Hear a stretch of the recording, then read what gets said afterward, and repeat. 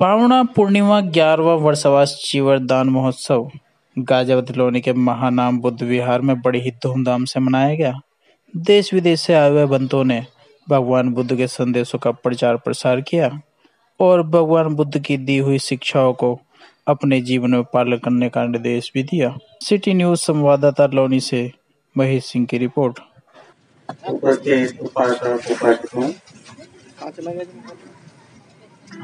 आज हम लोग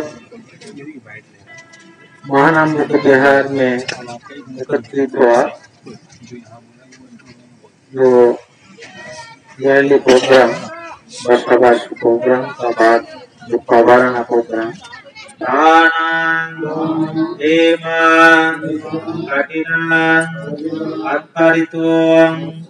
द्वितीयम्पि ईमानि सीवराणि संगस दानं हेमां उजिमां कठिनं अत्तरितो तृतीयम्पि ईमानि सीवराणि संगस दानं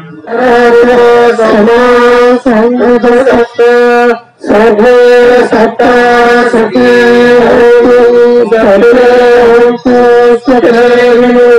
सर्वे भद्राणि सर्वे सत्ता सुखी होन्तु कठिन शिविर का बहुत महत्वपूर्ण है भिक्खु संघ के लिए और उपासक लोग के लिए। जी, बांते लोग जो कपड़ा परिधान करते हैं उनका नाम शिविर है। बांते लोग जनरली बुद्ध का विनय के अनुसार 3 शिविर बिना और शिविर इस्तेमाल कर नहीं सकते, रख नहीं सकते हैं। लेकिन जो बांते कोई बुद्ध विहार में वर्षवास 3 महीना वर्षवास करेंगे, इसके बाद उन्होंने चाहते हैं कोई एक एक्स्ट्रा शिविर ले सकते हैं, ग्रहण कर सकते हैं, उनका परमिटेड है। तो इसीलिए 3 से 1 अतिरिक्त शिविर मिलना अतिरेक का लाभ कहते हैं, ये बहुत महत्वपूर्ण बुद्ध का टाइम में भी है। उसी हिसाब से कठिन शिविर का गुरुत्व हम भिक्खु संघ के लिए बहुत महत्वपूर्ण है। जी। ये जो शिविर एक्स्ट्रा शिविर मिलना ये उपासक लोग से मिल सकता है। उपासक लोग दान करते हैं, इसलिए उपासक लोगों के लिए भी ये दान शिविर का दान महत्वपूर्ण है। तो ये दान हर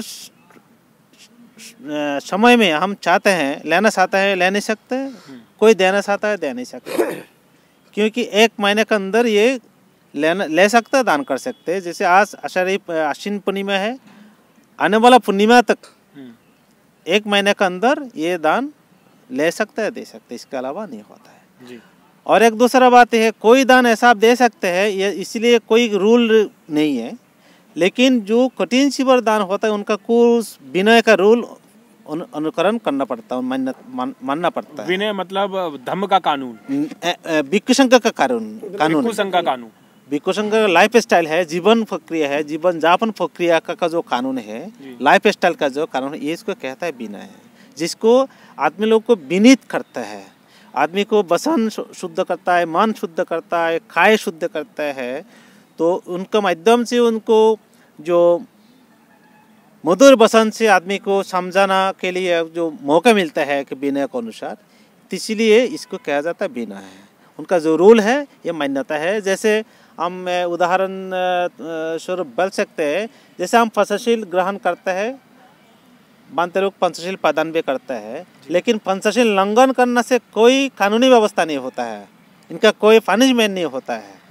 लेकिन भिक्षु लोगों का जो रूल है, विनय का रूल है, कोई रूल कानून उल्लंघन करे उनका पनिशमेंट होता है। जी। उनका काफ़ी तरीके से पनिशमेंट हो सकते हैं। जैसे जो उनको जो अपराध है, जो गलती है, गलती का अपराध का हिसाब से उनको ये पनिशमेंट दिया जाता है। जैसे पराजिका, संगादिशेष, अनियता, निचगिया, निचगिया पासितिया, शेकिया, 6 तरीका विनय का रूल का डिवीजन है जी। तो एक एक तरीके का डिवीजन का एक एक रूल होता है। जैसे पराजिका जिस होता है वो भिक्षु रह नहीं सकता है। इसके बाद संगादिशेष होता है, उनका संघ का उपस्थिति में उनको सुधरना पड़ता है। इसके बाद जो नियता, निषेज्ञा पासित्य रूल है, ये दैनंदिन जीवन के लिए, उनका चिंतन मनन के लिए जो रूल है वो फॉलो करना है। उसी हिसाब से कोई उल्लंघन करेगा तो उनको एक पनिशमेंट संघ के माध्यम से हो सकता है। तो इसीलिए जो भगवान बुद्ध का सूत्र का माध्यम से भगवान बुद्ध ने जो उपदेश दिया वो उल्लंघन करने से कोई पनिशमेंट नहीं है, इसका कोई विचार व्यवस्था नहीं है, लेकिन विनय का एक विचार व्यवस्था है। इसके लिए ये विनय कहा जाता है। ये जो कठिन चीवर होता है ये विनय के अनुसार ये ग्रहण करना पड़ता है। जैसे हम अभी प्रवचन खत्म हो चुका है, दान हो चुका है, अभी कार्यक्रम कर रहे हैं, इसका बाद हम यहाँ पे बैठ के जो भिक्षु संघ है बैठ के हम दूसरा काम करेंगे, लेकिन ये विनय के अनुसार करेंगे। क्यों? उपासक लोग चीवर दान देता है भिक्षु संघ को दिया, कोई इंडिविजुअल भिक्षु को नहीं दिया। आज तो कठिन चीवर ग्रहण करेंगे। इसी बिहार में जो बांधते बच्चावास के उन्होंने ग्रहण करेंगे जी। कोई दूसरा ले नहीं सकता, मैं बाहर से ले नहीं सकते, लेकिन उनको खुद ले नहीं सकते, लेना पड़ेगा संघ का माध्यम से। ये उपासक लोग संघ को दे दिया, संघ ने अभी उनको दे देगा। मतलब क्या हो गया? 2 बार दान हो गया। पहला उपासक से भिक्षु संघ का 1 बार दान हो गया, फिर संघ मिल के इसी बिहार का जो बच्चावास किया उनको दान करेंगे, 2 दान हो गया। तो इसी हिसाब से कोई दुनिया में ऐसा कोई दान का सिस्टम नहीं होता है जो कठिन चीवर का जी होता है। इसलिए इनका बहुत महत्वपूर्ण होता है। इसलिए श्रद्धा का साथ हर बौद्ध देश में जो थेरावाद कंट्री में ये कठिन चीवर का खूब मर्यादा के अनुसार ये प्रोग्राम भी बनाता है, दान भी करता है। ये तो इंडिया में तो बहुत कम है। हम बर्मा, श्रीलंका, इवन बांग्लादेश में हम जाएंगे, बहुत धूमधाम से कार्यक्रम ये किया जाता है। और यहाँ पे तो हम 8-10 बांध लोग, 100,000 आदमी बांध लोग भी यहाँ पे शामिल हैं। आज आप यहाँ पर टोनका सिटी में आए, आपको कैसा लगा यहाँ का चीज? ये यहाँ का एनवायरनमेंट मुझे पहले बहुत अच्छा लग रहा है, लेकिन मैं पहले भी 2 बार आया था जी। तो ये कि बुद्ध विहार बनने का असली स्थान है, कोई निराप है, उसका शांत परिवेश है। तो हमारा बुद्ध कीर्ति जी ने काफ़ी साल से यहाँ पे प्रयास कर रहा है इसको डेवलपमेंट करने के लिए, डेवलप हो नहीं पा रहा है, और भी डेवलप होने का बहुत ज़रूरत है। तो यहाँ पे आज के मुझे यहाँ का रहने वाला एक बांते लोग जो विपස්සना बारे में कुछ देर पहले जो प्रवचन किया बहुत अच्छा लगा है। तो हम चाहते हैं, जो बुद्ध कीर्ति जी चाहते हैं, वो बांते चाहते हैं यहाँ पे एक विपස්සना सेंटर रूप से खूब अच्छे से काम कर सकते हैं। यहाँ पे हम आके हम प्रैक्टिस भी कर सकते हैं। तो मैं जो बांते जी जो प्रवचन दे रहा था, मैं तब सोच रहा था हम तो कम से कम 3 महीना एक जगह में बरसाबास करते हैं, लेकिन हम मेडिटेशन प्रैक्टिस नहीं करता है। क्यों? मेडिटेशन प्रैक्टिस करना और भी ज़रूरत है। हम चाहता हो आने वाला दिन में हम बरसाबास के अंदर कोई मत जाएंगे, बुद्ध विहार में रहेंगे, मेडिटेशन प्रैक्टिस करेंगे। यह हमारा के लिए फ़ायदा है, दूसरा आदमी के लिए भी फ़ायदा है, ये मैं सोचता हूँ। इसी यह परिवेश है, यहाँ पे एक अच्छा से एक मेडिटेशन सेंटर बन सकता है। ये आज जो है महानाम बुद्ध विहार में जो प्रोग्राम रखा गया है, इसको पवारना पूर्णिमा कहते हैं, अश्वनी पूर्णिमा। और ये आज के समय में जो 3 महीने का बरसावास समापन होता है, और भिक्खु यहाँ आके अपना समापन करते हैं शाम के समय में 4 से 6 बजे के समय में। और ये जितने भी भिक्खु जो आ जाए, ये अभी उपासकों के लिए भी धर्मोपदेश दिया है, और उसके बाद में हम अपना प्रातिमोक्ष समापन आज शाम को करेंगे।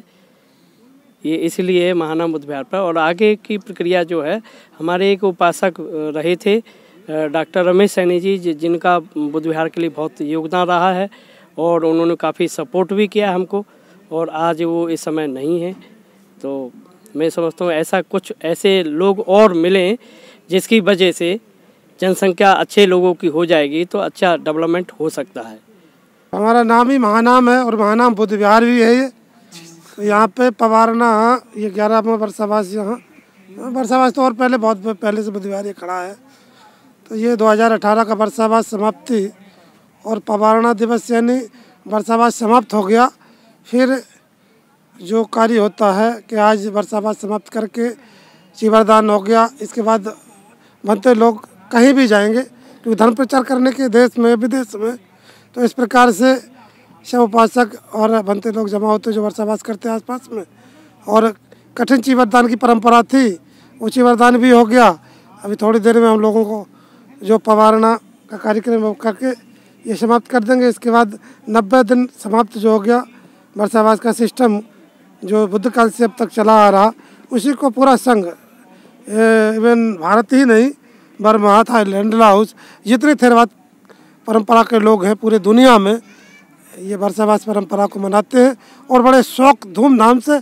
Thailand, Sri Lanka, Burma, Laos, Cambodia, इन देशों में तो एक उत्सव मनाया जाता है और कठिन चीवर बना करके जो भिक्षु बिहार में रहता है उसको देते हैं। 24 घंटे के अंदर उस चीवर को बना कर देते हैं, क्योंकि बनते ने हमको धर्म सिखाया, साधना सिखाया, मेडिटेशन सिखाया। उस हिसाब से ये पवारना दिवस एक समारोह के रूप में पूरी थेरवाद परंपरा में मनाया जाता है। अभी धीरे धीरे भारत में हम लोग सोचते हैं कि हमारे यहाँ भी इस तरह उत्सव रूप में मनाया जाए। और चीवर 3 पहनने के हम लोग हकदार हैं।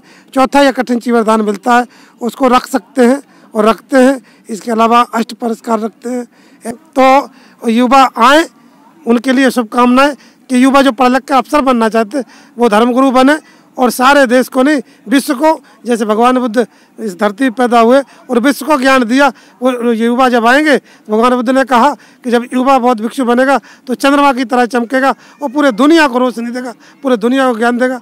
जैसे भगवान बुद्ध ने के बाद भी 500 भारत में आर्यत रहे, उन्होंने सारी दुनिया में धर्म को पहुँचाया। वैसे अब नई पीढ़ी को बौद्ध धर्म में आना चाहिए। उनके लिए आशीर्वाद और मंगल की कामना, सारे उपासकों के लिए मंगल की कामना कि बहुत जल्दी ज़्यादा से ज़्यादा बच्चे पैदा करें जिससे बनते और भिक्षु नहीं बने, पूरा संघ बड़ा संघ बने, पूरी दुनिया में बुद्ध का धम्म का ज्ञान का उजाला हो। इन्हीं शब्दों के साथ आप लोगों का भी मंगल हो और महानाम बुद्ध विहार का जल्दी विकास हो और यहाँ बहुत बड़ा मेडिटेशन सेंटर हो। भिक्षु, भिक्षुनी, गृहस्थ, उपासक, उपासक सब लोग यहाँ ध्यान करके निर्माण की प्राप्ति करें। इन सब बातों के साथ आप सब लोगों का मंगल हो, कल्याण हो, सुखी हो।